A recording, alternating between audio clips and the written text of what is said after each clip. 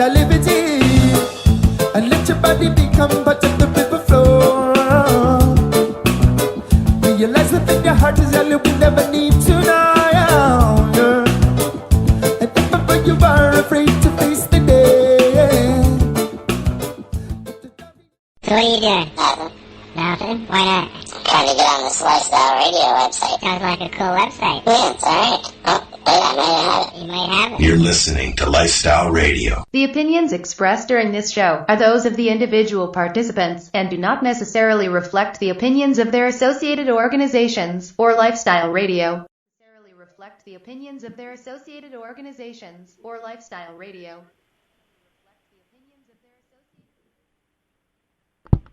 Al. Oh, Al? I missed the music. Sorry, guys. Well, all righty. Hi, everybody. Hi, everybody. As you can tell, we are live, and yes, we are here on lifestyleradio.net.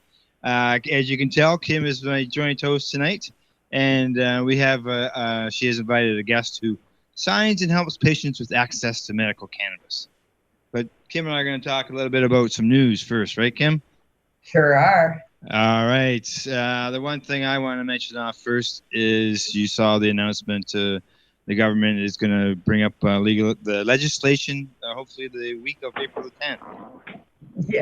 Yeah, they're announcing that it's going to be released by April the 10th, their new platform and the way things are going to be laid out.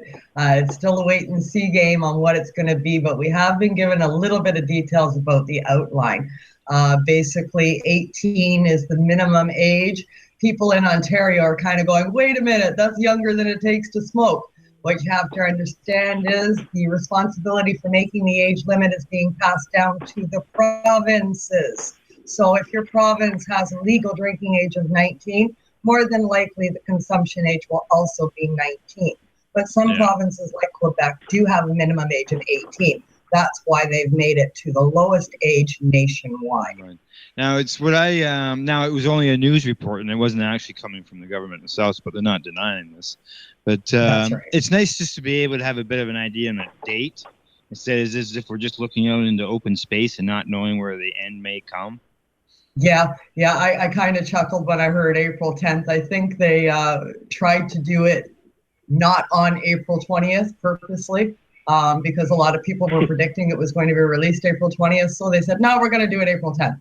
Okay, good enough. It's before 420, so we can still celebrate the fact that we have some sort of direction that we can go to. And no, it's not going to be perfect. Yes, we're all going to bitch about it, but it's something to work with. It's somewhere to start. Yes, yeah, exactly. And you know, it's once it is implemented, then we're looking at improving it. You know, like alcohol, right. You didn't get everything the first time up with alcohol, and you work on improving it. So at least at that point, we're working on improving it instead of, working on even trying to get to that point. That's right. No first draft of any business plan has ever been perfect. No, exactly. It's always little tweaks here and there. Hopefully it becomes, I like to be around in 100 years to see how it looks.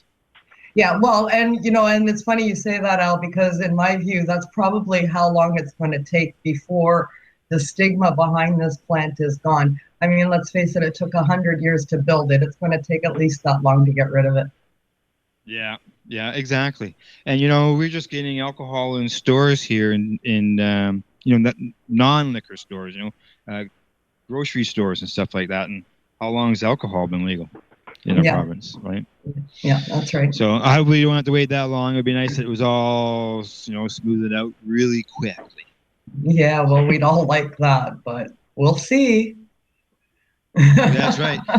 Just so you know, Kim, I'm back at the storefront. Last week I was at home. I wasn't quite feeling well, but I still ran with the show. And this week I'm back over at Canada's in downtown Camelford, and I'm in the front window.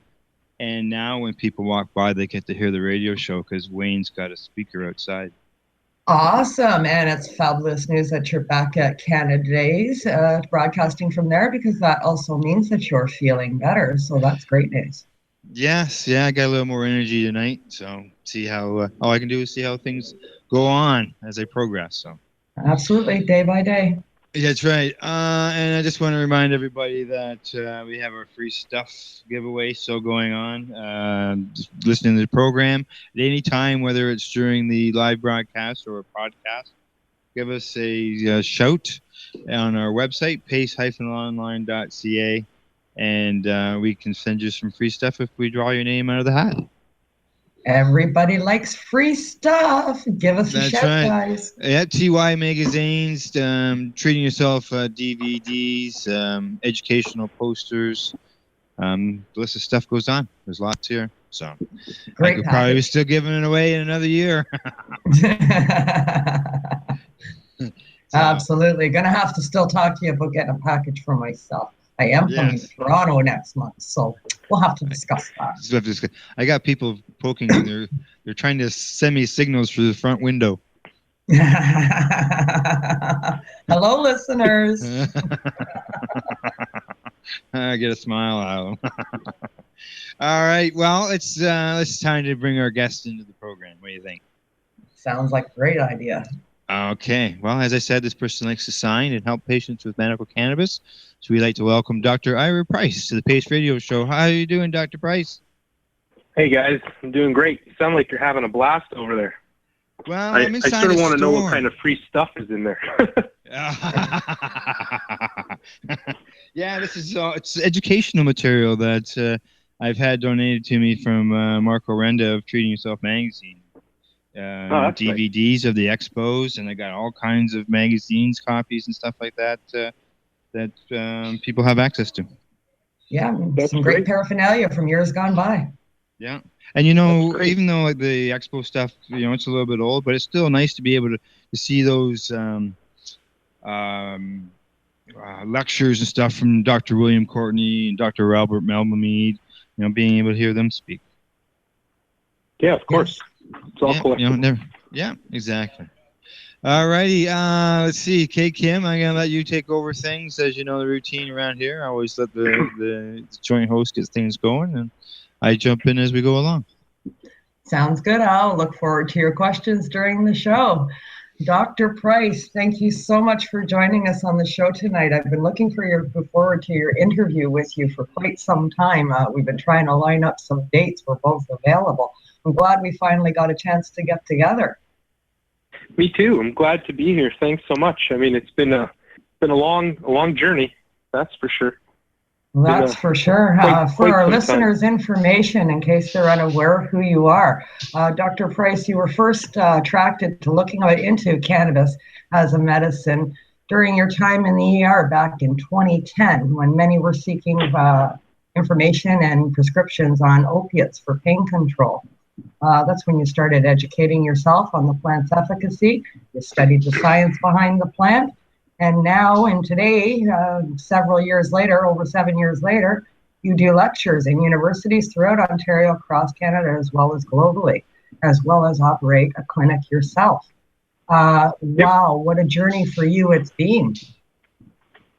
It's definitely been a long journey, that's for sure. I mean, when I first started back in 2010, there weren't many of us waving the flag. I kind of was standing out there alone for quite some time. And it definitely wasn't easy, but I believe in it. I believe that what people like yourself and myself and others around us are doing is pushing the boundaries to make a safer world, definitely, for sure, from a medical perspective when it comes to including cannabis as a treatment option, and getting the knowledge out there. I mean, when I started, there was really, like I said, not many people. Even looking at my clinic when I first started, I mean, about 97% of my patients were self-referred. And now I'm looking at about a 99% referral rate from other physicians, and that's through education. When they realize the harms of other alternatives that we use cannabis instead of, I mean, hands down, it's safer, and we know it. So, and the world is coming around to it. Medicine is coming around to it. And the research is coming around to it. And that's what we keep needing to, we need to push that forward and continue with that message. Absolutely. You've done so much for Ontario as well as Canada-wide. You operate a clinic called Synergy Health Services. It's in Hamilton, Ontario. You began that in 2011, and it's branched out since then, along with your services to several universities throughout the province lecturing. Tell us a bit about Synergy. Well, I mean, so back in 2010, honestly, I started with, it was like a one-man show. I was in a little small space. Actually, even before that, I started off working in a pain clinic and prescribing cannabis through there to patients through the MMAR at the time. And then I moved into a small little, less than 500 square feet. And then we moved up slowly. And I mean, Synergy in Hamilton has over about 3,000 patients now. And we've opened a second location, which is we've grand opening coming up April 19th in Burlington. And we've turned Synergy into a full wellness center, all revolved around medical cannabis and the application of cannabis. You know, we've got vape yoga happening inside there. We've taken cannabis. You know, cannabis is such an interesting medication because it's different than any other medication we have currently. It's such a collaborative process. And at Synergy, that's our goal. Our goal is to empower patients to be in charge of their own medicine. And patients want to be. People want to be in charge of their own medicine. They've had enough. A lot of people are said, no more just giving me this medicine and telling me to take it. They're now saying, how can I be involved in my care? And cannabis is one of them. That's why I call it Synergy, because it is a synergy. It's a synergy between everything. And it brings, not only does it bring people together, it brings the patient-physician relationship to a point that everybody is actively involved in it. And that's what we do at Synergy. You know, and Burlington, that's just about to open. Not only do we have vape yoga, we're going into massage, we're going to have acupuncture, and I've opened these cannabis exploration centers, which are out front, and that patients can come in. We have cannabis educators, and really there's no, it's also free. There's no charge to patients unless they want to join. There's options, but you know, there should never be an access issue. And that was really my first goal. My first goal was, how do we take away the barriers? I know there's been press on, oh, doctors charging. You know, back when I first started in 2010, this is a federal program. It's not a provincial program, but our insurance companies are provincial, right? So we didn't have a choice. We had to charge patients because our provincial insurance companies said this is a federal program and we want nothing to do with it. Eventually, they changed their mind, but when I started, we had to. But now, you know, we don't do that at Synergy. There's no mandatory fees. It's basically a free clinic, and that's what we were trying to portray at Synergy. Is the idea that, I was going to that there ask you shouldn't that be barriers actually to next. cannabis. Yeah, I was going to actually ask you that next. That was one of my things on my list, was the fact that OHIP now accepts billing for a patient assessment. They've done that now as of 2014. So the question of extra billing by physicians is coming up a great deal in the community, and how physicians are charging fees. But it's my understanding that under OHIP, or whatever the provincial regime that you live in, depending on the province you live in,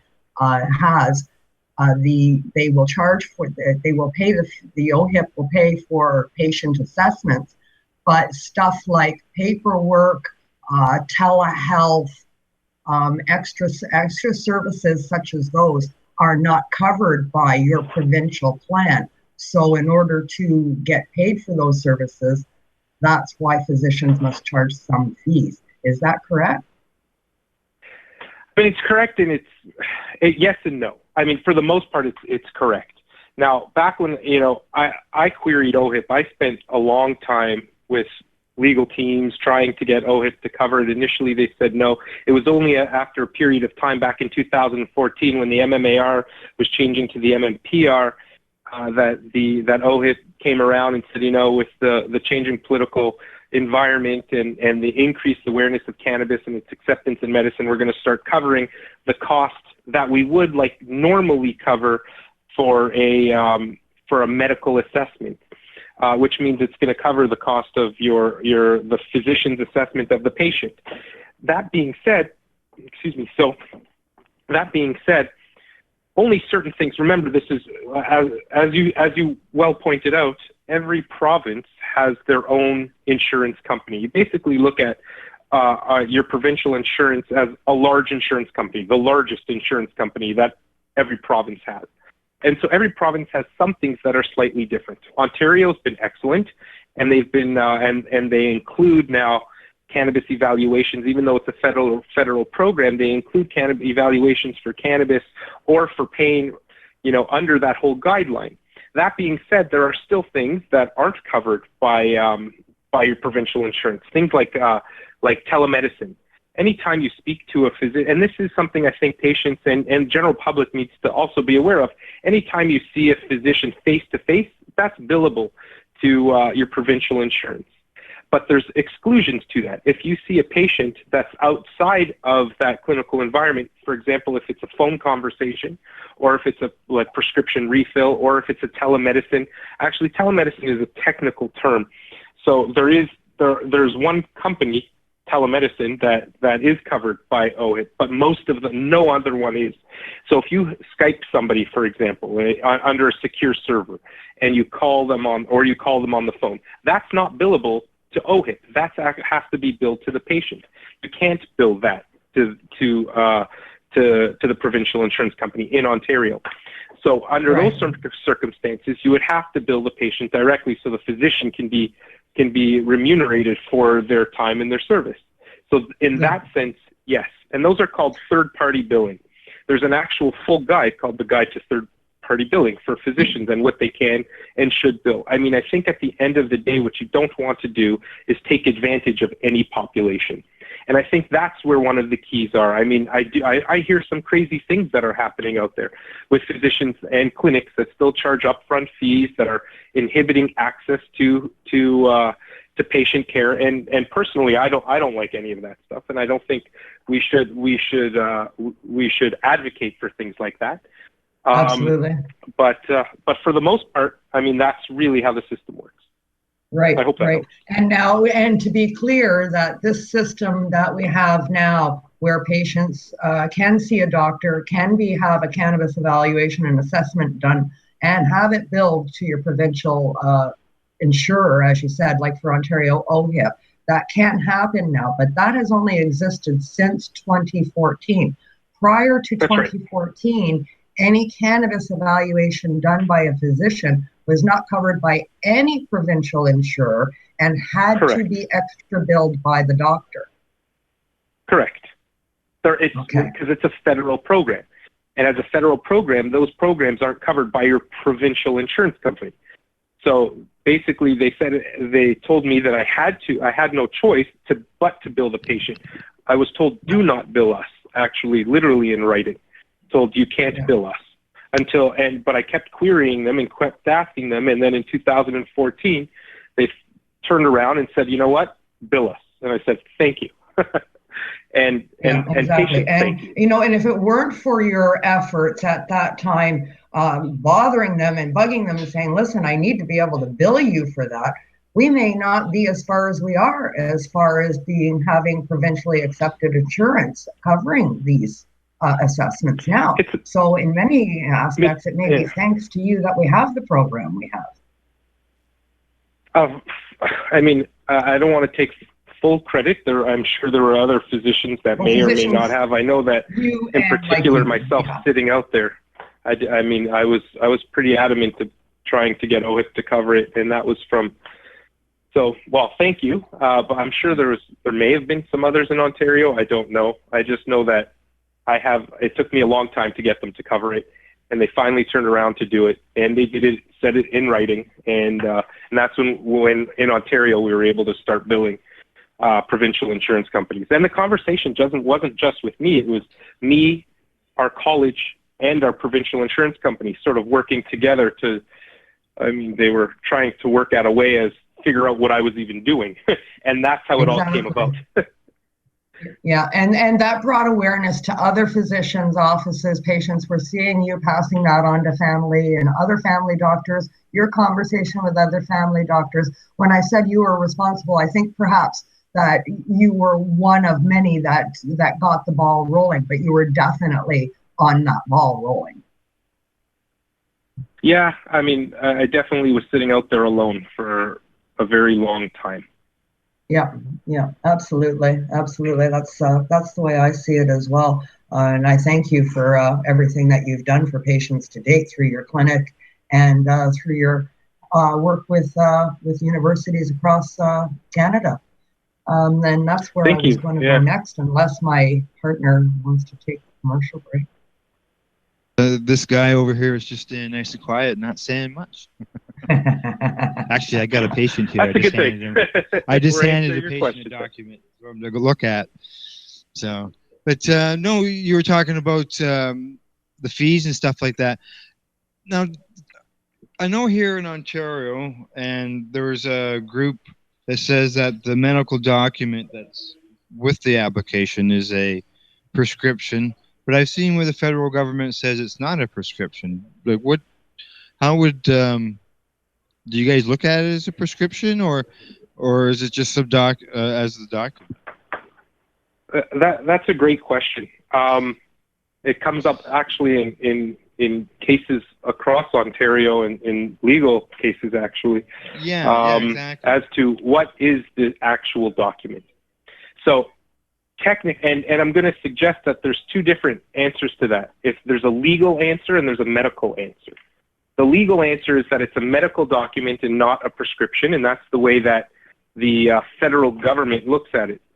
The medical world, including the college, looks at it as a prescription.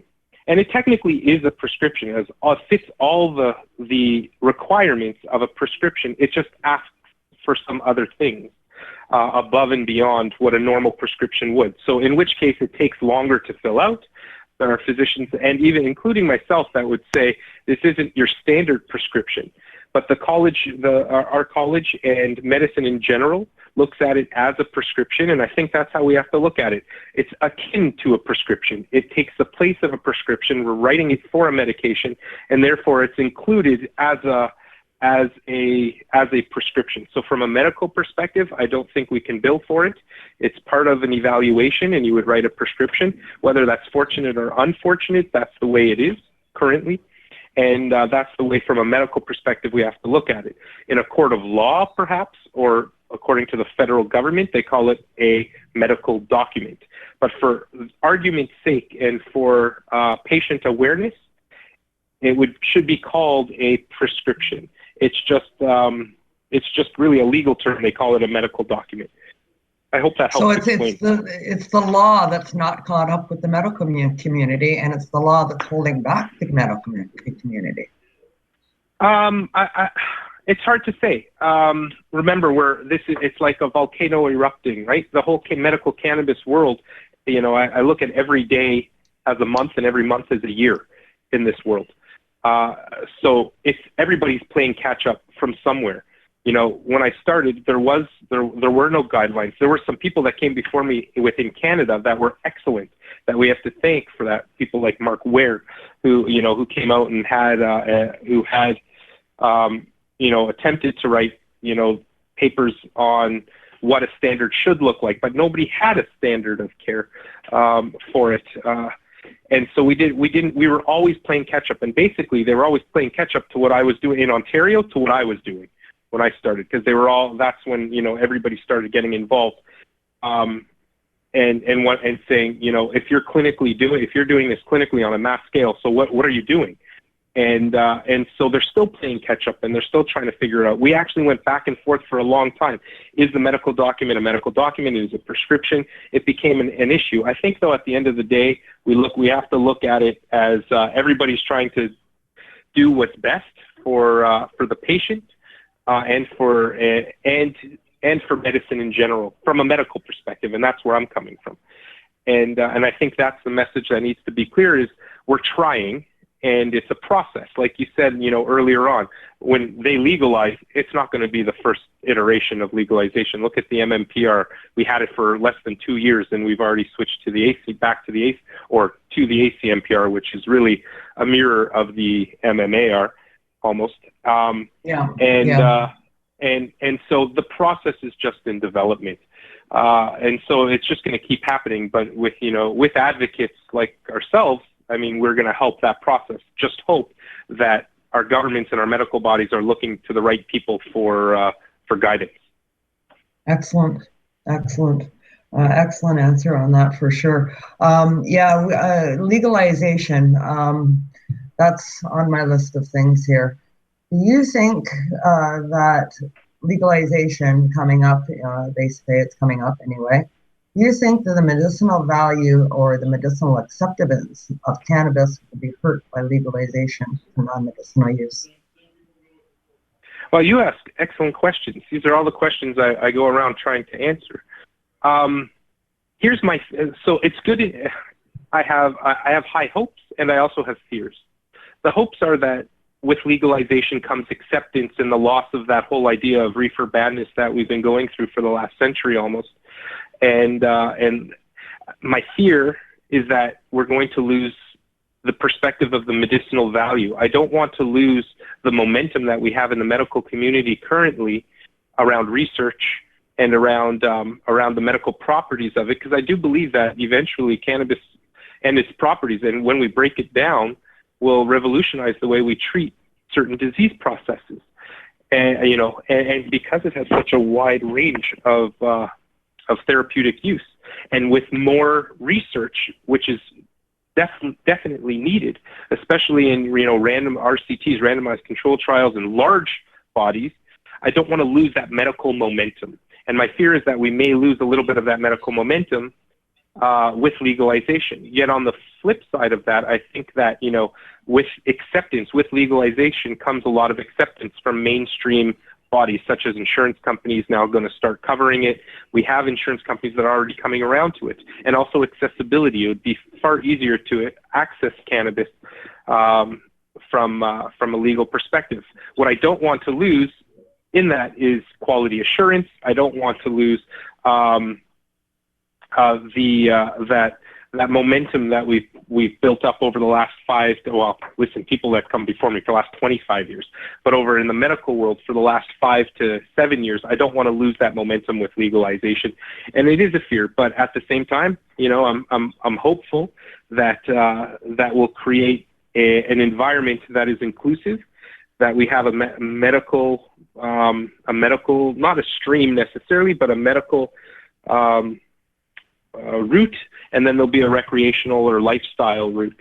My interest is in the medical route, because I do think that it's going to revolutionize medicine as we move forward. From a legalization perspective and a harm reduction perspective, is it safer than alcohol? Of course it's safer than alcohol. Is it safer than anything else pretty much we have that's legal? Yes. We know that it is. I mean, it's been around for thousands of years, and where are all the bodies? So we know that it's safe. So from that perspective and from harm reduction, I think it makes sense to legalize cannabis. Yeah, well, as you said, it could wind up being a double-edged sword. Yes, legalization promotes acceptance, but it's also a paradox, because never before have we had a medicine that has also been used as a recreational element. Well, I mean, we've had all our, opium and morphine.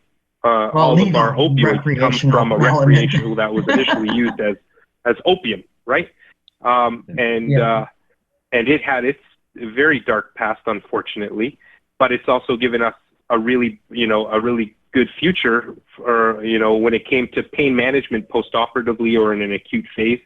I'm not saying that opioids are good. I'm not a proponent of opioid use in a chronic state, but it also helped us move advanced medicine in the beginning. So there are other medications that have come that way, but not. I don't think any of them have cohabitated. There's no way. Like, cannabis is in a totally different league. It's a league of its own. Yeah. Have any of those that you mentioned cohabitated space at the same time, being medicinal as well as recreational at the same time? I think most of them started off as recreational and advanced into the medical world.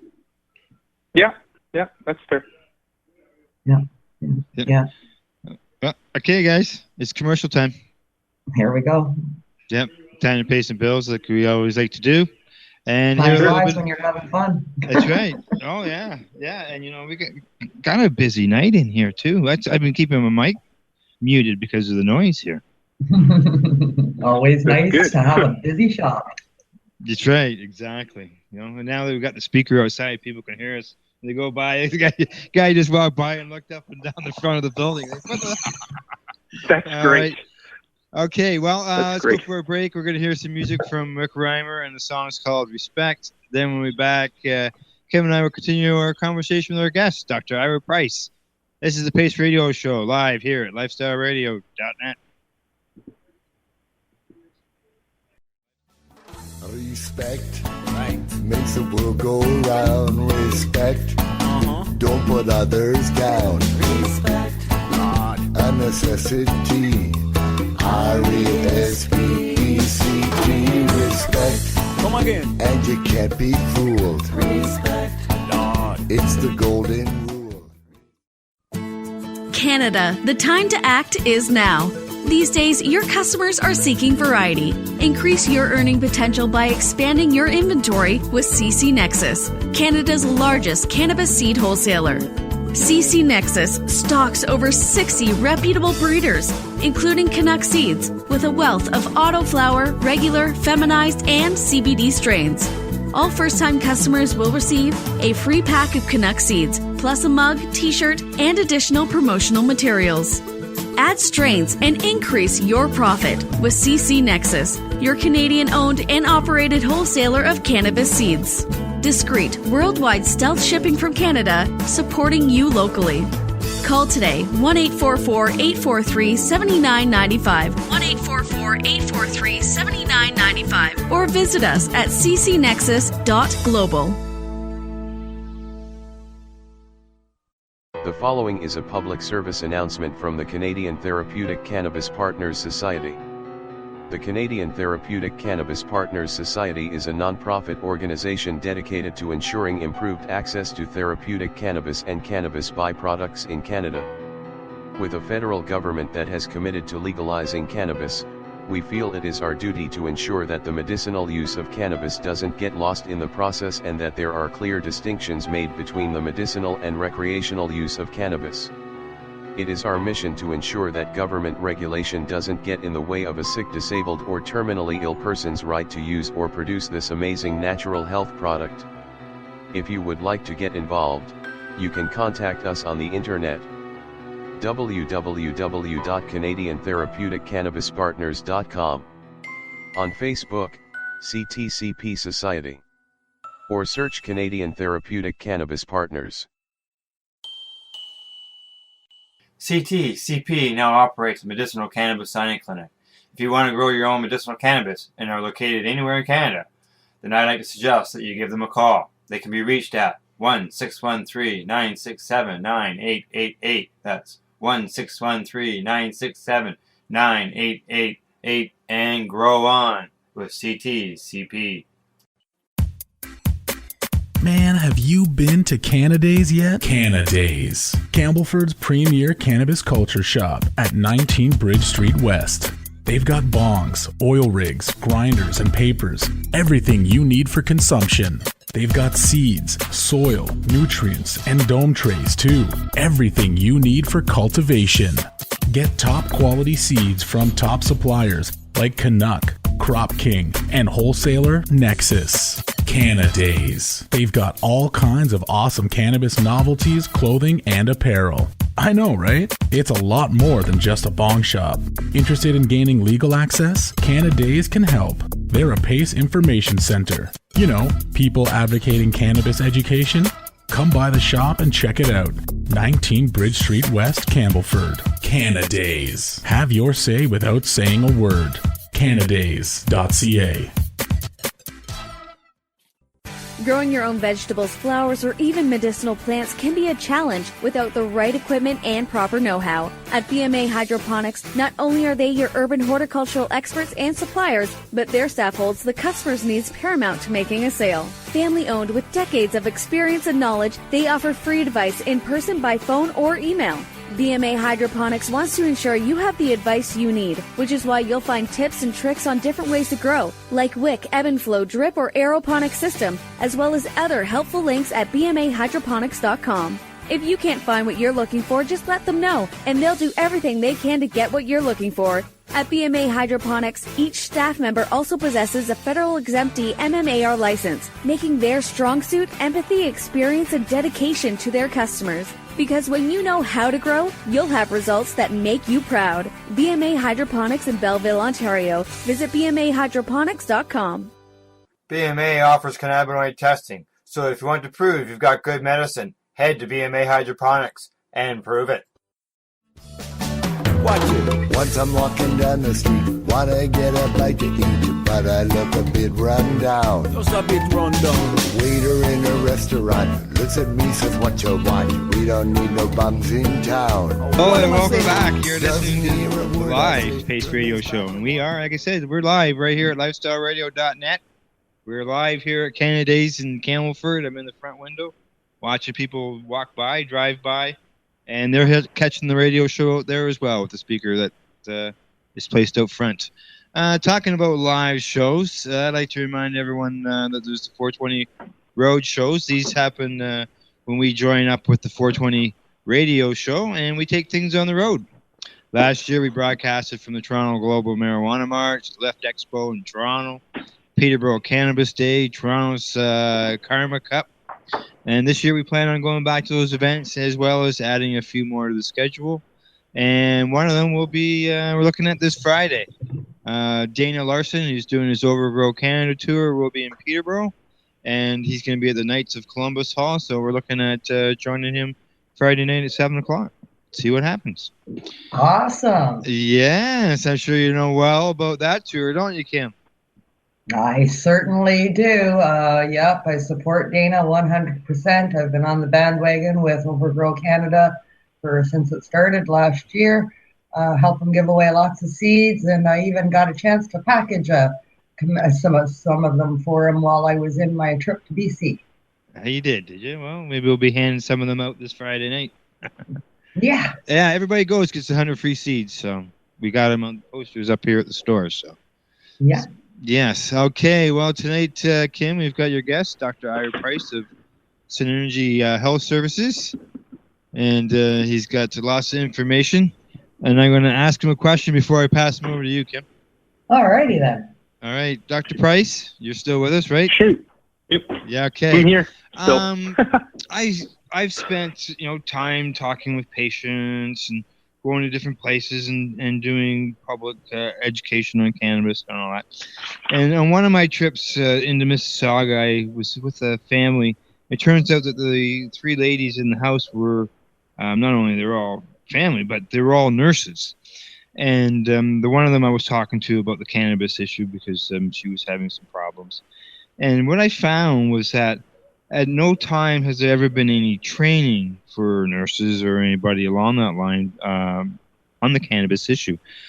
As far as the doctors, I would imagine you guys are sort of in the same way. Is there any movement or front for the training for them that you're hearing about so they'll know as we go forward?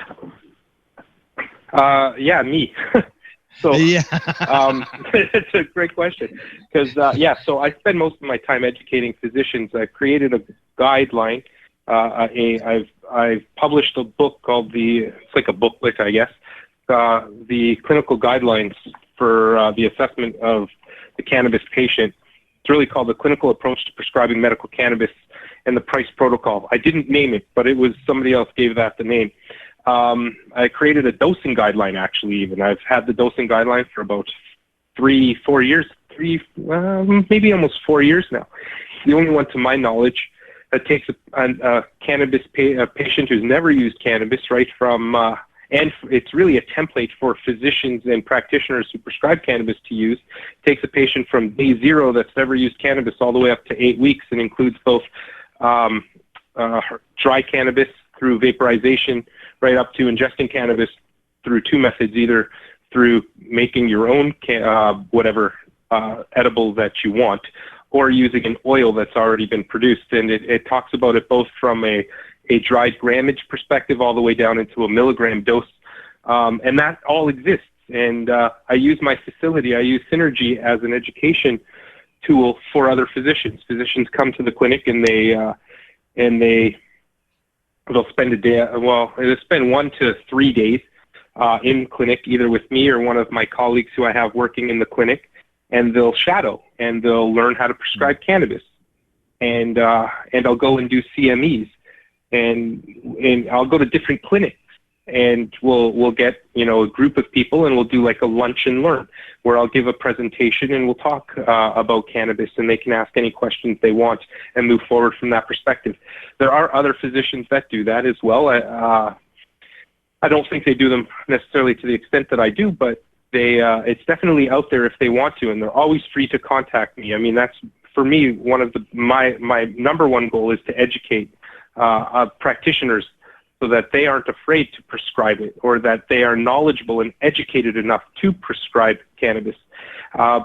So, you know, I've gone to universities, I've given grand rounds in pretty much all the universities in Ontario, and I spend my days lecturing to physicians in their clinics on how to prescribe cannabis themselves. And then we'll use our facility, I'll use Hamilton or Burlington, which will soon be open, as a training ground for those physicians or practitioners who want to learn more and take it to the next level. Well, that's just awesome. And Al, that was a perfect question, and it was actually on my list as well. So that's perfect, and it leads right into where I was going next. And that was on what you do. You do also, you lectures in universities, informing our future young physicians around the country and around Ontario for sure, on the use of cannabinoid therapy. Are you pushing the CMA to add cannabinoid therapy class to the regular curriculum for up-and-coming physicians? Am I pushing? Sorry, can you repeat the question? Are you or others, any other doctors, asking the CMA to add cannabinoid therapy as a class for our up-and-coming physicians? I mean, the CMA doesn't decide who writes the curriculum. That comes down to the universities themselves, and through the college there is like an outline of what's included. They're more than welcome, I think. I mean, through the education models at any medical school, to include cannabis as one of their, you know, as a class or a lecture. It doesn't really need to go through the CMA or the OMA. It needs to go through the actual university. But I'll tell you, through the residency programs, that's who I lecture to. I get calls from the different programs: neurology, family medicine, emergency medicine, and you know, and whatever residency. And they, every Wednesday or Thursday, always once a week, the residency programs, and those are people who, you know, doctors, they graduated medical school and now they're doing their specialization or in whatever program they've chosen for their career path. And, you know, once a week they always have learning modules that they attend for increasing, you know, their knowledge base. So I'll get phone calls from them to come and present to them. So it is being included now. I go and I call them myself. Is this widespread now in a lot of universities? Pardon me? Is that widespread now? Because first I've heard of it, and I think it's fantastic. Is it widespread in many universities now? Are most universities now teaching something? It really comes down to, I mean, I wouldn't say all of them are into it, but a lot of them. Everybody usually, you know, a lot that I know of, when I get phone calls, see, I just don't go out and spread the word and say, hey, I'm going to do this, everybody come here. I just go and do. That's really, you know, what I like to do. So, you know, it's happening. It's happening. It's starting to happen across Ontario for sure. I know physicians that are doing it in BC, and so it's slowly making its way into the medical curriculum. I mean, as an academic professor myself, in an academic environment, I work in an academic hospital. You know, I teach the stuff all the time.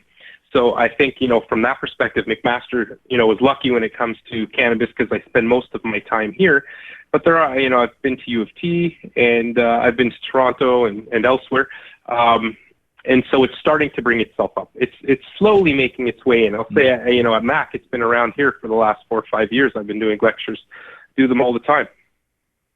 So really now, in today's world, then, there's really no reason for any current physician to remain uninformed. The knowledge is available. You have a place for them to go to obtain the knowledge so that they can properly take care of their patients.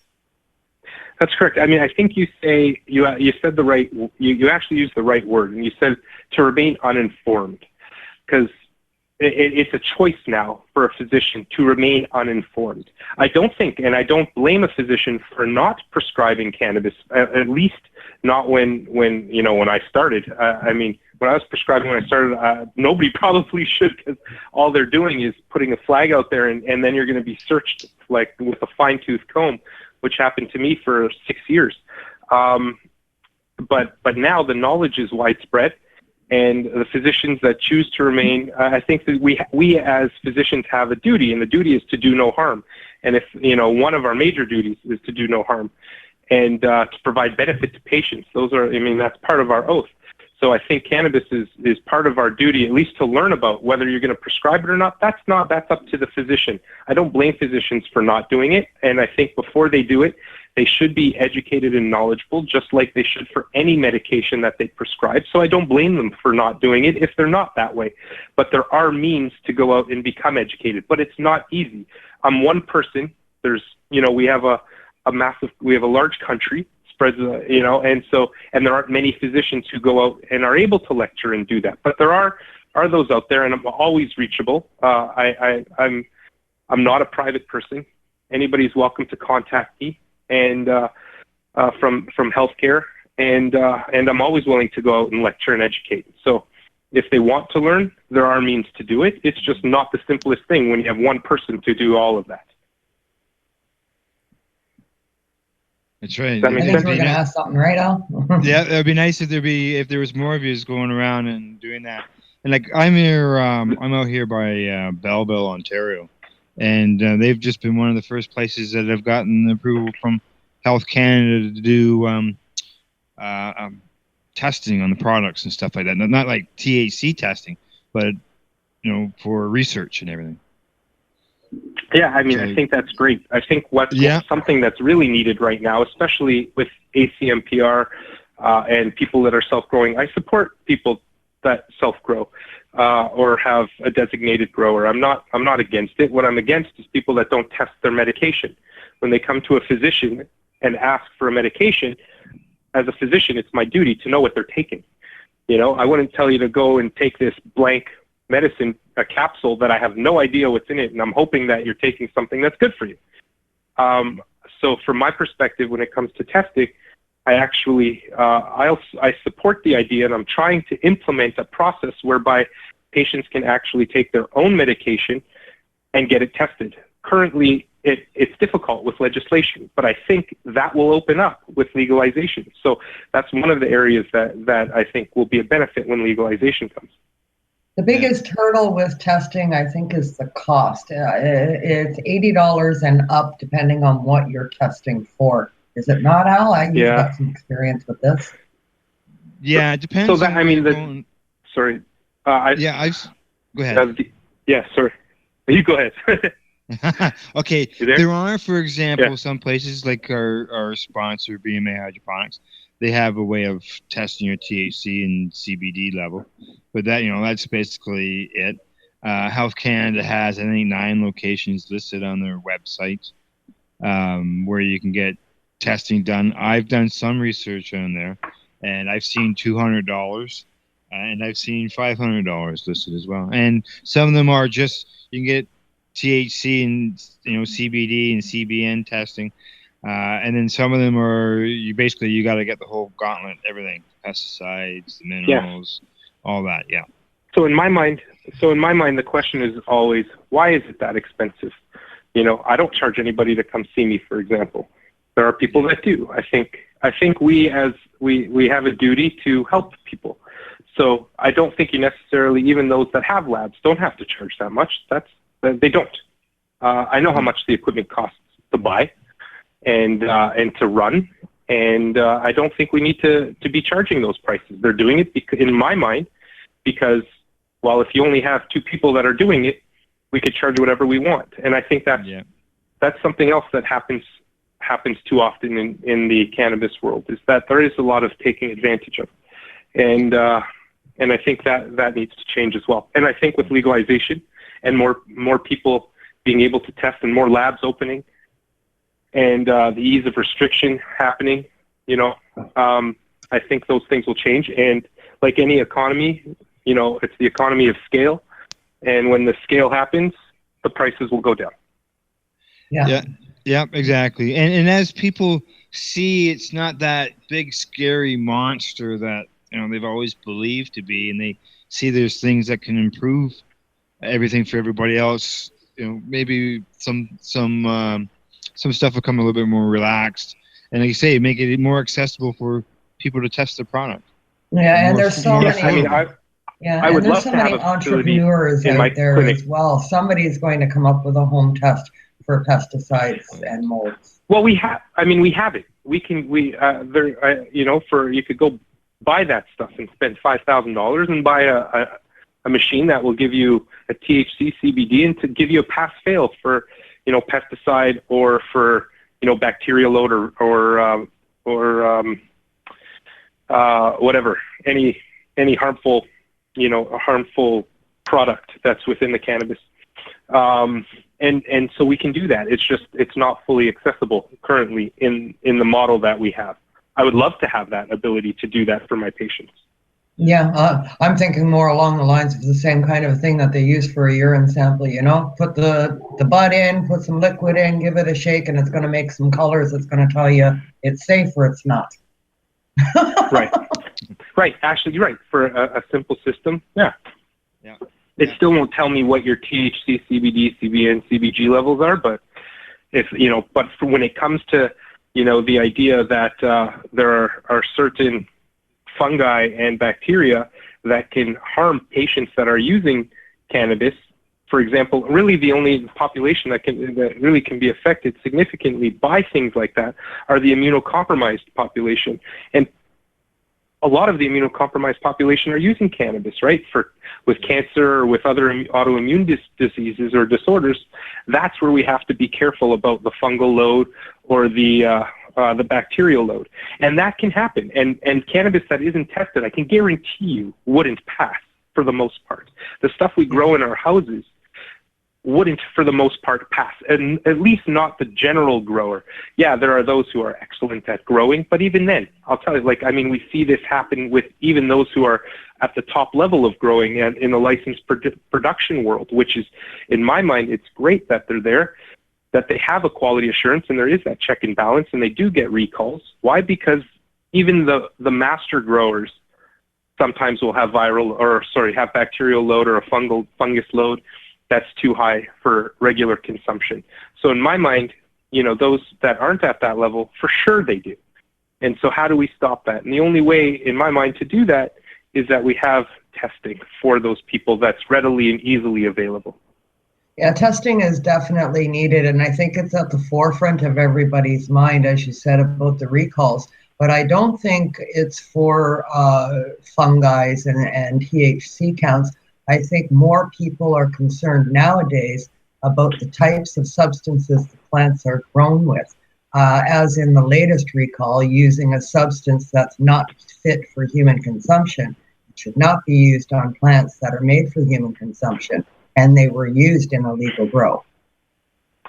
Yeah, that too, but everything, right? Everything, the bacteria will probably harm you, or the fungus will harm you a lot quicker and cause certain types of pneumonia quicker than the load of that pesticide that necessarily they're using. Not that I'm condoning that whatsoever, but the point being, I think they all can be tested for, and I think we should be concerned about all of them, not just one or two of them.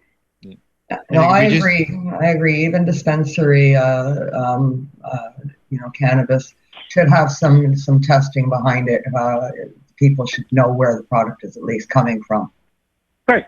And that's my real only concern with the dispensary model, is testing and taking advantage of people. Those are my two issues.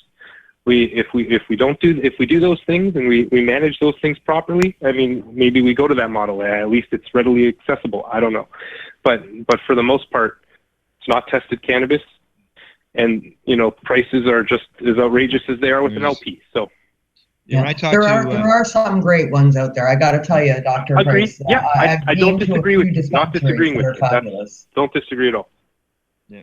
But I know when the first time I talked to my family doctor about prescribing cannabis for me, his concern was, the bacteria and the fungus. I'm dealing with Crohn's disease, so I got an autoimmune condition, as well as consistency.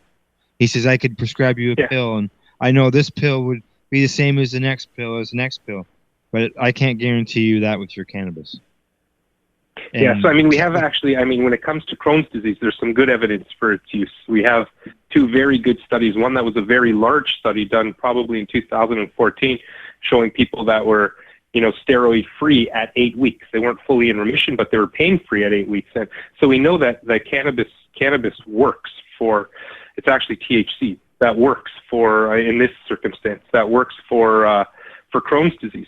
But yeah, it's hard to get a standardized level. What level do you actually need for it? THC is THC. It doesn't matter if it's 4% or 25% or 80%. It's all about the milligram dose that you break down. It's all, when we say it's 15%, that just means 150 milligrams per gram. It's not about potency. It means you just get to use a little bit less or a little bit more. So THC is THC. That doesn't change. So when we talk about the consistency of strains, we're not necessarily, I think that requires some education as well. When I say if I said, well, I got a 14% THC on this strain and I got an 18 or 24 the next time, all that means it's the same THC. It's just a different amount. It's a quantity, right? It's at 15% at 150 milligrams per gram, or 24, which means 240 milligrams per gram. But it's still the same THC. Just the strength. If that makes. Yep. So those are things but it's hard. Remember, you're also sitting in front of a physician. From a physician's perspective, we're trying to help you. We went to school for, myself, I went to university for 13 years. And we're sitting in front of our patients, and sometimes our patients know more than we do, and that's sometimes difficult, especially when you're supposed to be the expert, so they get defensive right away. And those are barriers that we need to break, and the barriers that I try to break down, because yes, people do, we're human physicians, and sometimes people know more than we do when it comes to a specific medicine, and when it comes to cannabis in particular, a lot of our patients know more than we do. Yeah. And so getting that education out, and how do you do that, is tough. Yeah. Well, it's the patients that discovered this really to start with, and we have taken 20 years to convince our doctors. Yes. Well, it's been around for 3,500 years, so yeah. But it's definitely, as a medicine, this is a patient-driven, 100%. This is patient-driven. It was patients saying, I've had enough of those other medications that are causing me these complications. And then it took physicians to say, I had enough of watching people overdose on opioids or come in seeking opioids, with addiction or ingesting or totally intoxicated, and who are willing to stand out there and say, what else could help us? But it was a patient-driven. This was fully patient-driven. I know myself, I've had my Crohn's disease. I was diagnosed in 2003. I was in the hospital. They gave me morphine, and that was the last opiate drugs I had in 2003. Nothing but cannabis. Yeah, that's amazing. Since. Yeah. Congrats. And I tell you, I'm so glad that I knew I had a choice. I had that option was there. I went on and got some information, got educated on it. I'm actually in the same building was the first time that I found out about anything about the benefits of cannabis for Crohn's when a fellow advocate came in here and told me about it. And I'd never look back. I'm so glad because I see so many other people who are dealing with addictions. Yeah. Does cannabis work for everybody? No. I use the five-finger model. It'll work, you have 5 people, it'll work great, excellent for 2 of them, it'll work okay for 1 of them, and then it'll probably do nothing for another 2. But we know that it has such a good profile for harm, like it has such a low harm profile, that I think if we don't attempt it, we could possibly cause harm, because we know how safe it is to use as an alternative to those other medications that do cause harm. And so it I think, for those who are educated in it should be attempting it as an alternative. and not to do it may cause harm. And that's where I think, and that's where I really try to push that point. And I think, the future is definitely looking bright when it comes to it. I just don't, like we said, legalization's around the corner, and it's going to happen, and I just don't want to lose that medical momentum. And that's what we're doing at Synergy, is we're trying to incorporate and not have anybody feel excluded. Yeah, you come in and you're seen by a physician, but our physicians, are knowledgeable on cannabis. They want to help you. And not just, and we're not judging anybody, and we move forward from that perspective. And that's how what we're doing in Burlington is really changing that model again of prescribing by incorporating cannabis into things like yoga and into exercise therapy. One of the biggest things that's missing in all of pain management is exercise. Moving helps. Moving, we know, helps, and using that interdisciplinary approach is really successful. So we're doing it, focusing it around cannabis. And I think using that approach is going to change. Yeah, exactly. That's awesome. I want to backtrack on something that you said. Whoa, Kim, we'll bring that back after the commercial. Backtrack after we get back from the commercial. After we get back. All right. Write it down so I don't forget. Yes, do that. Step back, relax. So we're going to hear some more Rick Reimer and his song Respect.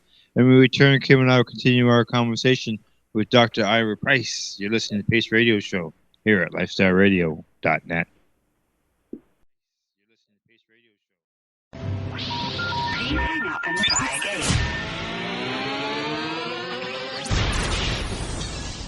You're listening to Lifestyle Radio. Respect. Yeah, man. Come again. I don't want obedience. I don't want to build a fence. This is not about control. No control, yeah. This is just a simple thing. Every man can be a king. No man has a bigger soul. Equality.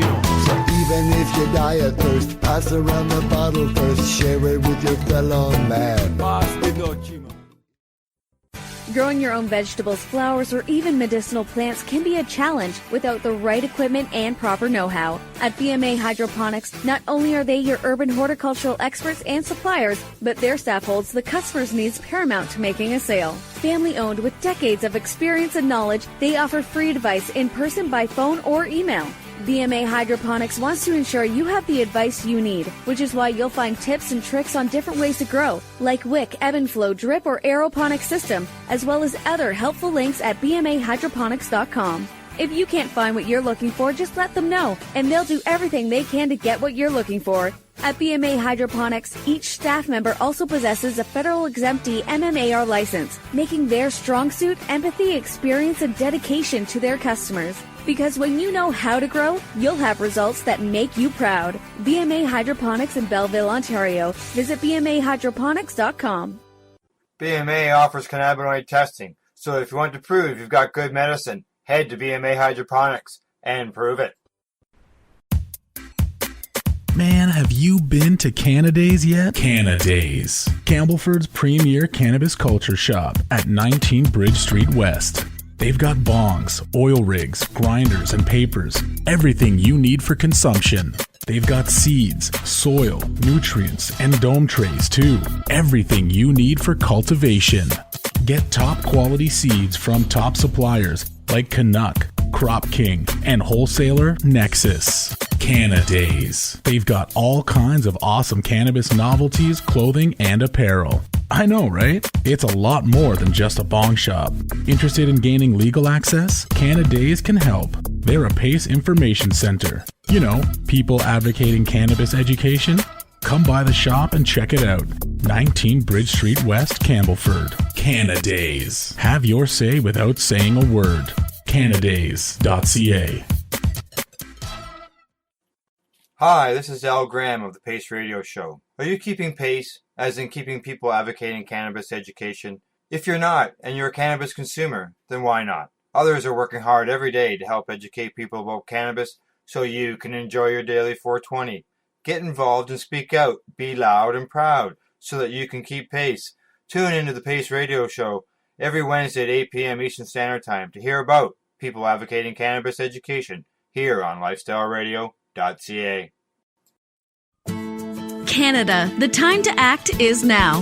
These days, your customers are seeking variety. Increase your earning potential by expanding your inventory with CC Nexus, Canada's largest cannabis seed wholesaler. CC Nexus stocks over 60 reputable breeders, including Canuck seeds, with a wealth of autoflower, regular, feminized, and CBD strains. All first-time customers will receive a free pack of Canuck seeds, plus a mug, t-shirt, and additional promotional materials. Add strains and increase your profit with CC Nexus, your Canadian-owned and operated wholesaler of cannabis seeds. Discreet, worldwide stealth shipping from Canada, supporting you locally.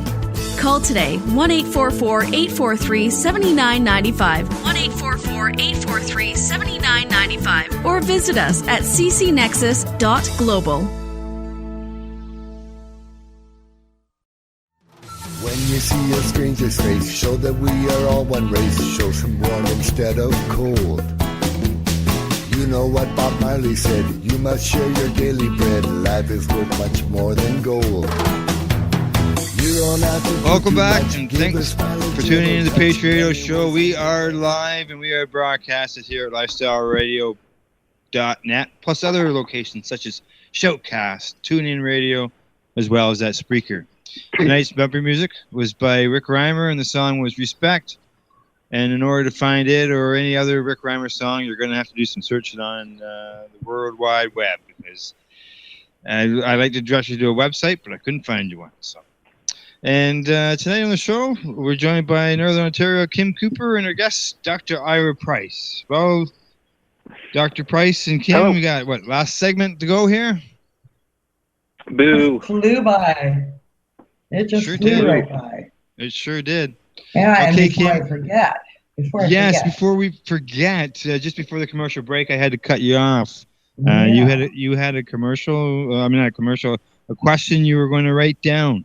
Yeah, and I did. Backtrack is my big word here. Backtrack. So yeah, I'm going to backtrack on that little conversation we had at the end of the last segment. You touched on the ages and stuff for cannabis prescribing. Currently, the feds are recommending 25 plus. What are your feelings on the restrictions for age limit that physician guidelines are following for this? And your feelings on use with children? So are you asking me what my thought is on 18 versus 25 sort of picture? Yeah, because right now the current guidelines under Health Canada, as I know it, they're telling physicians, or at least the colleges, I hear what you're 25 saying. plus, right? So a lot of physicians are hesitant to write. Are you still there? Yeah. We're all here. Yeah. We're all here. Oh, sorry. Okay, I sort of lost Not you a there problem. for a sec. All right, sorry about that. Okay, so what it comes down to is the effect of cannabis, or THC in particular. Really, we're talking about one cannabinoid out of, I don't know, how many do we have, 150 that we know of? One cannabinoid on the brain, a part of your brain that doesn't fully develop until you're around the age 25, and that's your frontal lobe, and it's the part of your brain that says do right and don't do wrong. It's your executive motor function. And the reason why the suggestion is age 25 is because that's, for the most part, when it fully develops and is fully healed. So we've seen, in previous studies that people that use cannabis from an early age don't fully develop there's changes to the way the structure of the brain looks when they use cannabis from an early on age. How that plays out clinically, we don't really have any evidence in long-term studies, for example, on how that plays out and how it clinically is relevant, but we know that it is there. We also know that people that use cannabis from an earlier age are more likely to develop earlier onset of something like schizophrenia. Now, we know that these are from specific studies. There's been lots of studies, and I do believe that there is a very strong correlation between earlier onset schizophrenia and early onset cannabis use. So that's where the age of 25 comes into the picture. And it's all about when that frontal lobe fully finishes developing. That being said, we also have to think about harm reduction.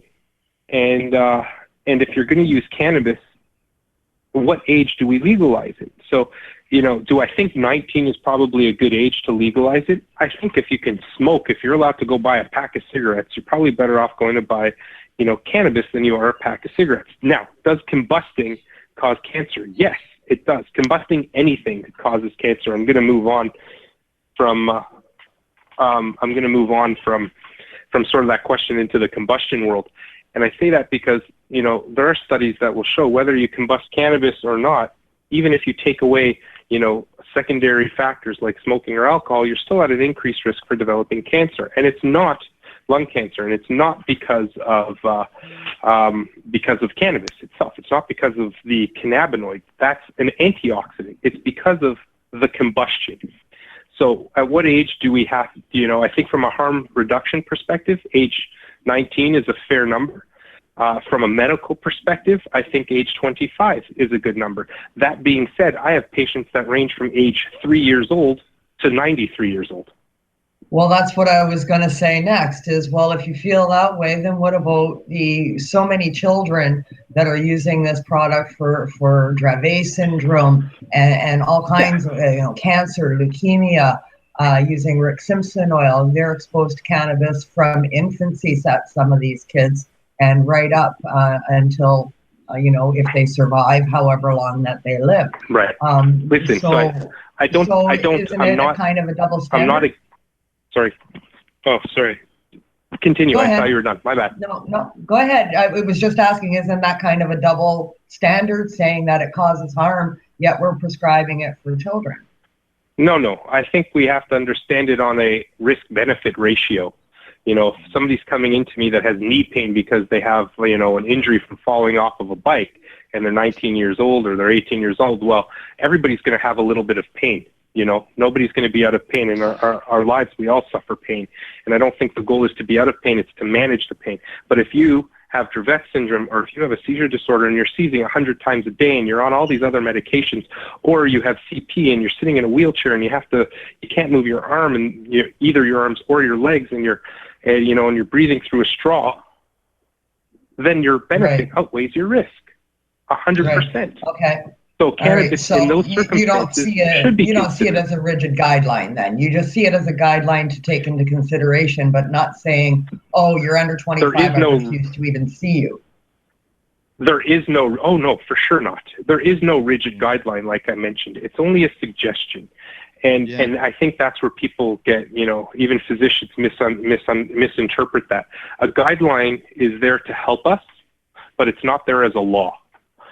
And we have to be able to use, medicine is still an art, and we still have to be able to use our reasoning skills to understand that everything we do is a risk-benefit ratio.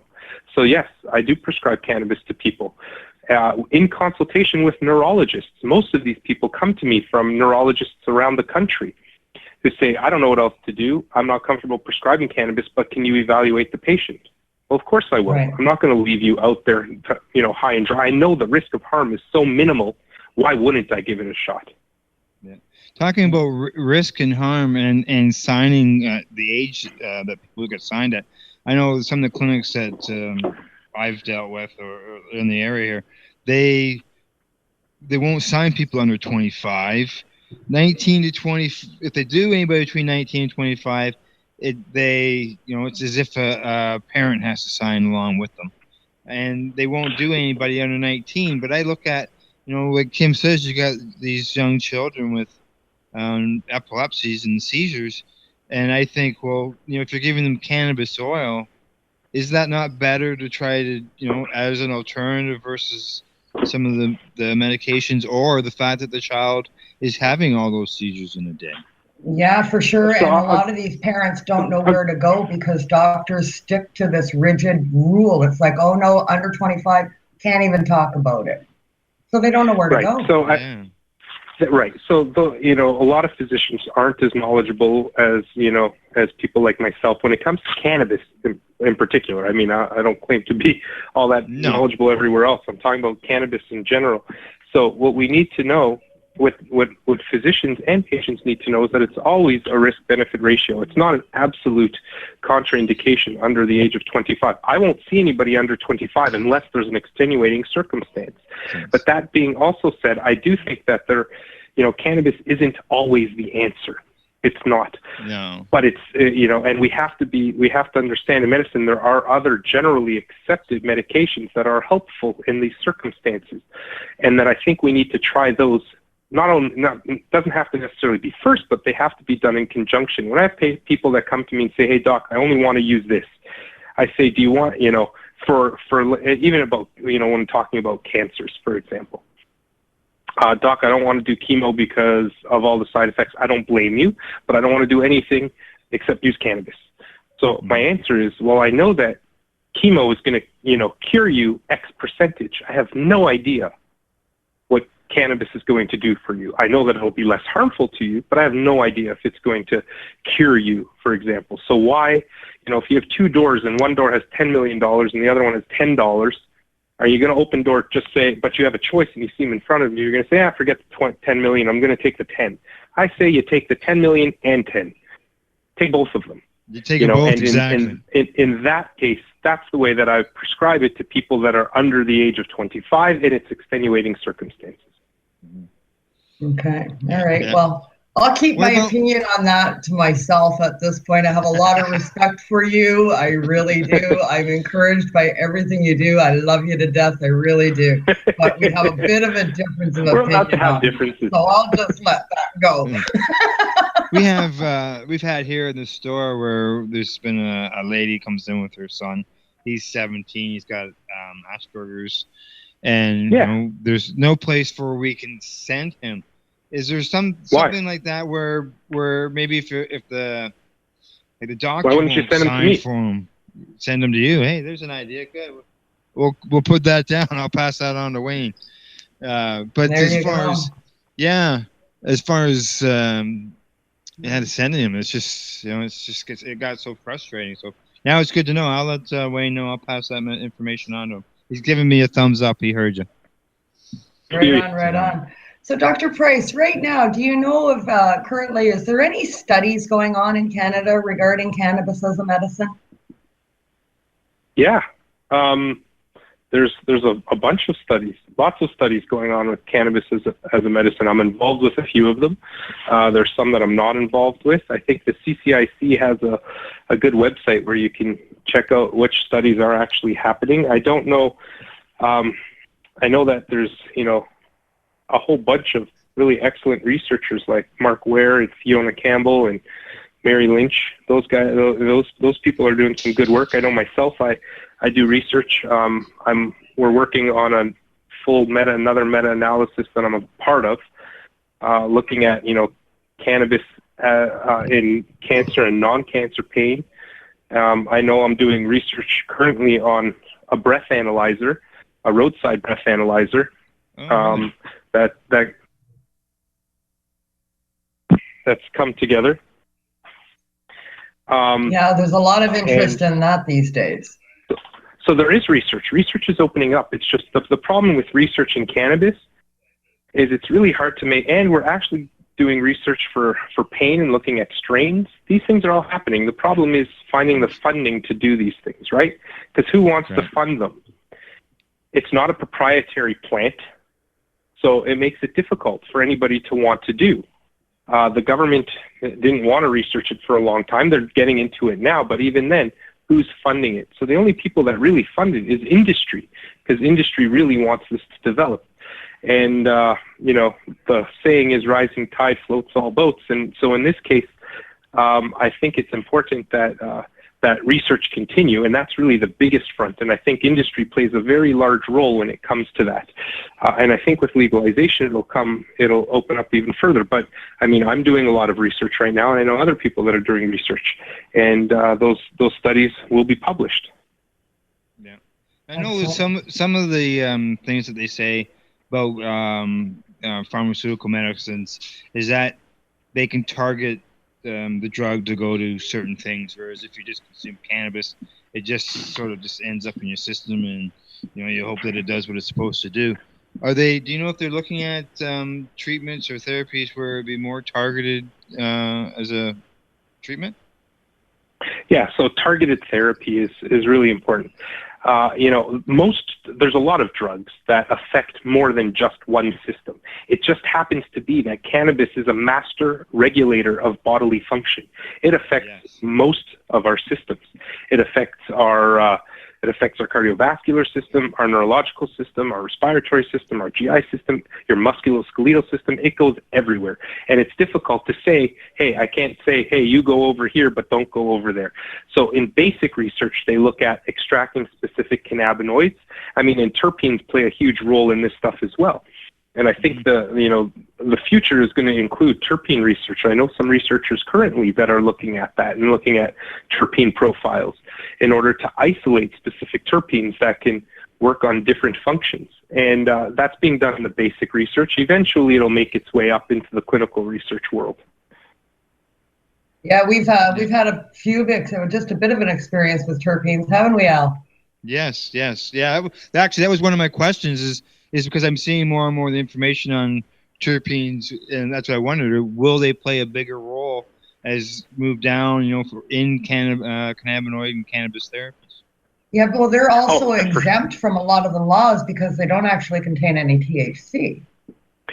Well, I mean, terpenes exist in everywhere in the world. It's not just unique to the cannabis plant itself. But there are specific ones that are unique to the cannabis plant itself, and in my opinion, I hate to start talking about terpenes when we've just started talking about cannabinoids in Canada. Let's get that going, and then we'll move into the terpenes. But yes, terpenes will play a massive role. In my opinion, I think there's a huge role for them, and we haven't even touched the surface of those yet. Let's get cannabis down first. And then we could talk about the terpenes. All right. Well, I have one last question for one of my listeners.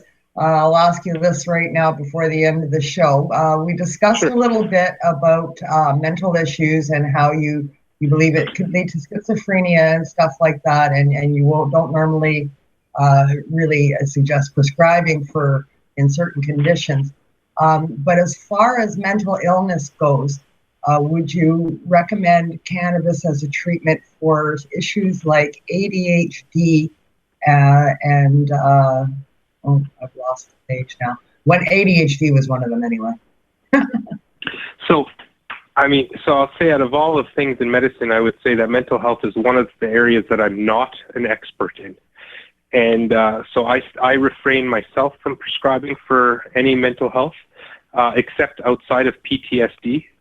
And that's because I have to look at the literature. When I don't have the knowledge, I've got to rely on literature. And the literature, we should always rely on literature. But the literature around mental health is that it may help in the short term. And we're talking about THC, by the way, as any side effect with cannabis is usually related to THC. All the other cannabinoids are great. Take out THC, and I think it's excellent. You'd probably be excellent for mental health, and we just need more studies on it. But when it comes to things like depression or schizophrenia and THC, and from the literature, it can worsen those things in the long run. It may appear to help in the short term, but can possibly worsen them in the long run. So I stay away from that. That being said, there is some evidence for its use in things like ADHD and definitely in PTSD. That being said, I see patients for PTSD, as that's the only mental health that I feel comfortable with. But that's not because I'm saying that it shouldn't be used. I'm saying it's just not my area of expertise. I do know psychiatrists who do use cannabis in those circumstances, in which case I would refer them out. But for the most part, I stay away from mental health, just it's not my area of expertise. Outside of, I would prescribe it for things like PTSD and once in a while for ADHD, based on the evidence and in communication with their treating physician. What about the CBD end of things then? Like you say, if you eliminate the THC, and there are strains out there with a very, very low THC level. But, we always hear about the CBD end of things. Do you find that when it comes to ratios, like I've seen like 1 to 2, 2 to 1, 1 to 1s, is there anything along the CBD end that you'd like to talk about before we end up closing the show? Yeah, I mean, I think that we should any strain that has THC in it, you should always have a CBD in it, and even if it's a minimal amount of CBD, just to offset any of the potential negative side effects that you can have with THC. We know that it's a competitive inhibitor of THC, so it's always good to have. CBD is great. I think that's the future. There are specific disease, even for example, Crohn's disease. With Crohn's disease, we know that THC is the important thing in your gut, but at the same time, it'll affect other areas of your body. So therefore, it's probably best to always still have CBD in your cannabis. Yes. Yeah. Well, I have a friend. I'm growing a CBD strain. Finally got my hands on some, and I'm going to be finding out the advantage and how it works with me. But a friend of mine who has Crohn's disease, she tells me that it works great. Yeah, I use it actually for my pain control as well. I think it works great. I use a high CBD strain that I get from my legal producer, Peace Naturals. I turn that into an oil, and I take a cannabis oil capsule every day, and it's the CBD strain of that. But I also use the THC intermittently for intermittent pain. And that's CBD is the best strain you can use. Anything that has high CBD is excellent. It's the anti-inflammatory. It's the antispasmodic. CBD is when it comes to pain, is the way to go. It's not the THC. It's the CBD. Right. And even for neurological disorders, CBD is the way to go.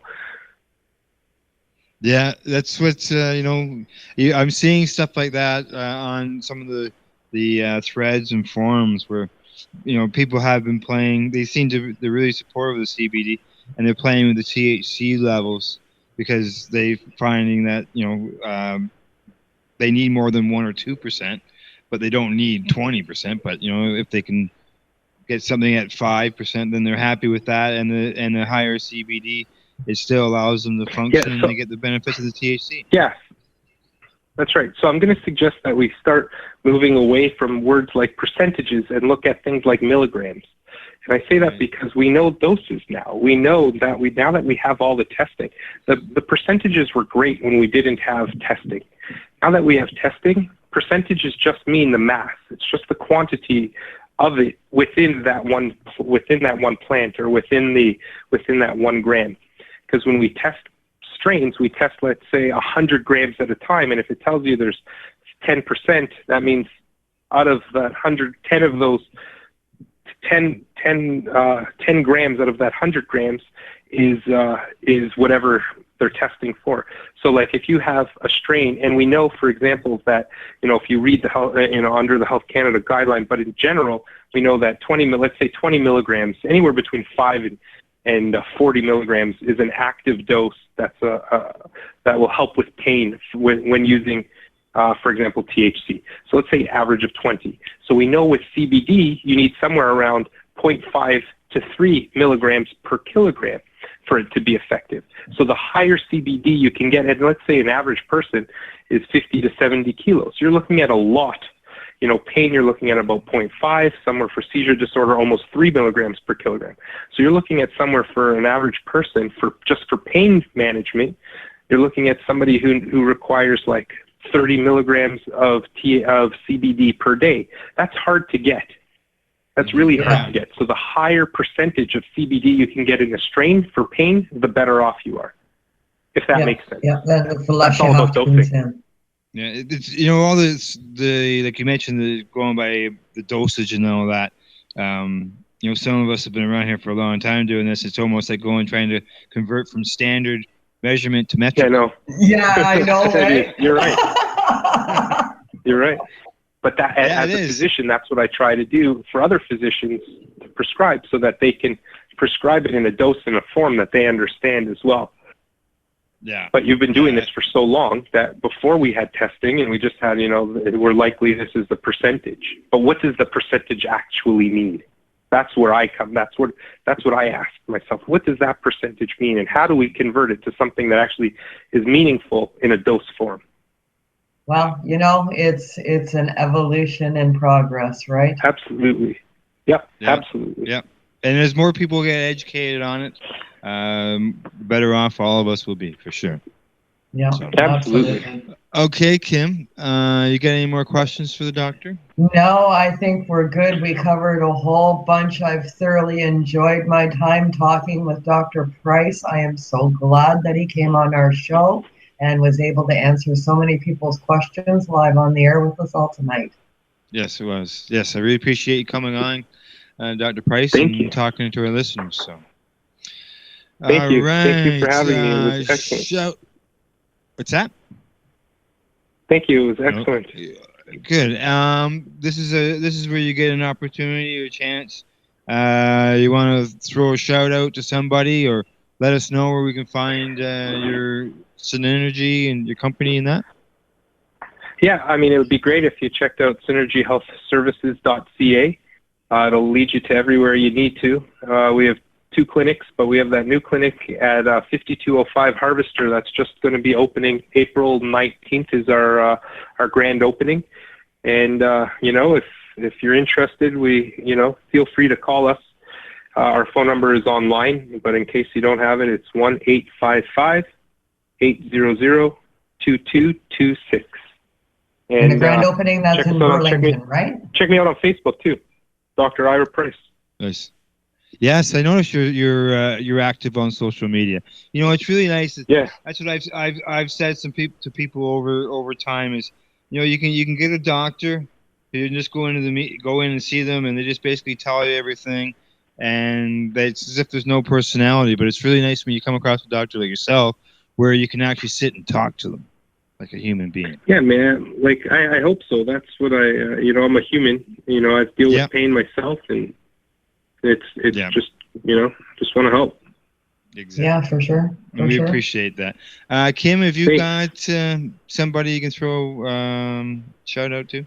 Yeah, I'm going to throw my shout out way this week to Dana Larson. He's on his Overgrow Canada tour. He's going coast to coast giving away seeds to many happy people. Go and listen to him speak. Learn a little bit about the history of cannabis in Canada from the master, Dana Larson. Check him out on tour. Or tune in, and you can tune in this Friday night during the 420 radio show. I'm going to be in Peterborough with Dana. Right on. Yep, so, okay. And we're back next week. Kim, who's your guest? Next week we have Tracy Lamory with us, a very well-known activist in our community and a great publicist as well. She'll be joining us next week to talk about all that's going on in her neck of the woods. Yes, it's been very busy down that way. That's for sure. All right. You can find the Pace Radio Show on Facebook, where you can be liked. We're on Twitter at Pace Radio, and we're on Instagram at the Pace Radio Show.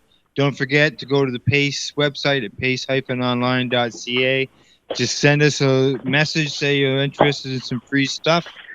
And if we get a bunch of people saying that, we'll pull a name out of the hat, and we will mail you stuff. So doesn't matter where you're at, we'll mail it to you as long as they'll accept the mail. So there you go. That's right. Thank yous as always, our friends at BMA Hydroponics, bmahydroponics.ca, CC Nexus, a cannabis seed wholesaler here in Canada, ccnexus.global. Always thank you to the man behind the baggie. It's El Rap here at Lifestyle Radio. And who's thank you to you, Dr. Price. Really appreciate you coming on, talking to everybody. We're going to have you back on the show in the future. Anytime. It was a pleasure. Thank you so much for having me. Hey, like I said, we appreciate it as well. And just so everybody know, go to his website, synergyhealthservices.ca. You get all the information, locations, phone numbers, and everything is there. And to you, Kim, always, thank you. Another great job. Thank you. Always love being here. Thanks. Okay, and well, thank you to our listeners for being there. Thank you, and good night. Good night. Good night, guys. Thank you. Thank you. So what are you doing? Nothing? Why not? Trying to get on this Lifestyle Radio website. Sounds like a cool website. Yeah, it's alright. Oh, wait,